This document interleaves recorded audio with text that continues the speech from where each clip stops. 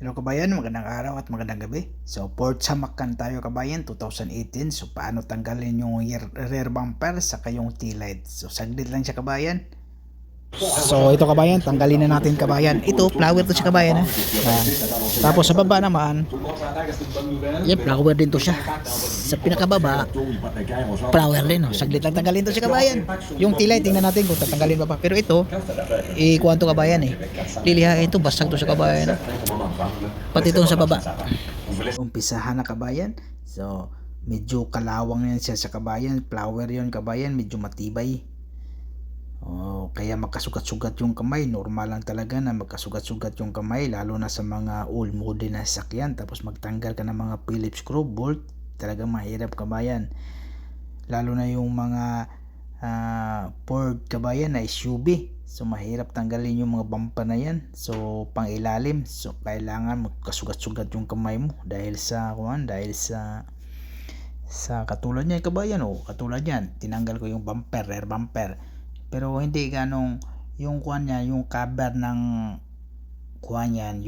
yung skirt, yung cover, buti yan, malambot yan. Pero yung ibang sasakyan matibay, talaga mahirapan ka, lalo yung mga BMW, yung fender skirt yan, talaga matibay yan, kaya magkasugat-sugat yung kamay mo. So ayan, kabilang side na naman tayo. Kunting tiis lang kabayan, normal lang sa trabaho na magkasugat-sugat, lalo na yung mga mekaniko kasi madumi din, madungis. Tayo latero hindi gaano. Yan. Pero yung pintor talagang medyo malinis yung pintor, pinakamalinis yung pintor talaga, lalo na yung magbubuga ka lang.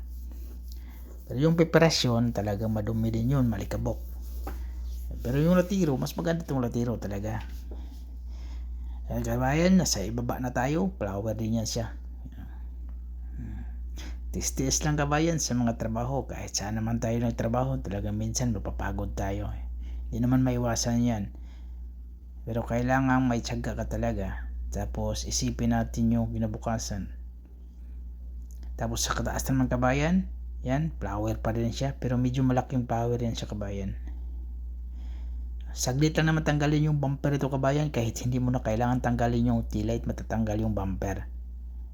Tulad ng sinabi ko, hindi katulad ng mga Hyundai, Kia na kailangan tanggalin yung T-light para matanggal yung bumper, kasi mayroong sa baba ng T-light mayroong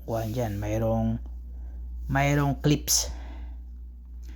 So, pero kailangan tanggalin natin yung T-light sa kabilang side kabayan, kasi ni-repair natin yung panel dyan sa kabila so pinturahan, so kailangan natin tanggalin para hindi na tayo magtip-tip yung preparasyon, yung pintor. Tapos yung cover naman kabayan, kailangan tanggalin natin yan, kasi yung mayroong bolt dyan, diba yung tinanggal ko, may bolt sa bumper. Tapos medyo paluin mo lang para mahila siya kabayan, normal lang yan. Palo, huwag kayong maingat o tanggal na agad kabayan. Yan, so hindi ko pa tinanggal sa kabilang side yung T-light, pero kailangan tanggalin natin yan kasi pinturahan ng kabilang side. Tapos mayroong bolt, ang konektang wire connector dyan kabayan nasa loob. So kailangan may buksan na naman siya dun. Yan connector sa wire yan, sa mga sensor. Yan, tanggal na. So ganun lang kasimple tanggalin yung bumper, rear bumper. Tapos yung naman kabayan, yung T-light, medyo nahirapan ako kabayan, medyo na-clip kasi yun. Sa baba kasi dalawang clip yan. Talagang matibay yung sinikwat-sikwat ko dyan matibay yan. So ang ginawa ko, yung bracket, tinanggal ko na yung bracket para madala yung patilaw. Magkasalubong kasi yung clip na yung kabayan, kaya mahirap. Pero normal yung kabayan, hilain mo lang talaga yan. Kailangan matibay. Hilain mo, biglain mo para mahila. Ang ginawa ko, tinanggal ko na pati yung bracket sa baba, sa bumper. Yan, di ba? Wala nang bumper na yung itim sa baba. Tinanggal ko Tapos tinanggal. Nahirapan pa rin ako kasi yung clip, mayroong clip dyan sa ilaw na yan